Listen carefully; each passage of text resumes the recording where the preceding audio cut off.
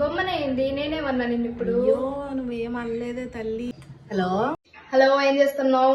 ఏం లేదులే కానీ సంక్రాంతికి బట్టలని సర్దుకొని గమ్మున మా ఊరొచ్చే గోదావరి. గొమ్మనైంది నేనేమన్నా నిన్ను ఇప్పుడు. అయ్యో నువ్వేం అనలేదే తల్లి, గమ్మున అంటే ఫాస్ట్ గా రమ్మంటున్నా నిన్ను. ఓ బిన్నేనా?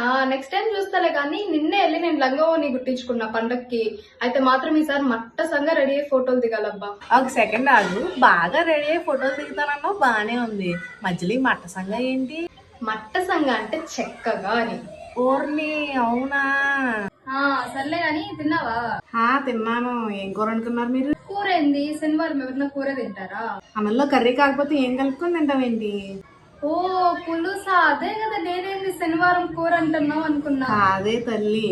నీ బోటోలతో మాట్లాడితే నేను మాటకి ఎక్స్ప్లెయిన్ చేసుకోవాలేమో. మధ్యలో బోటి ఏంటి? బోటి కర్రీ లాగా.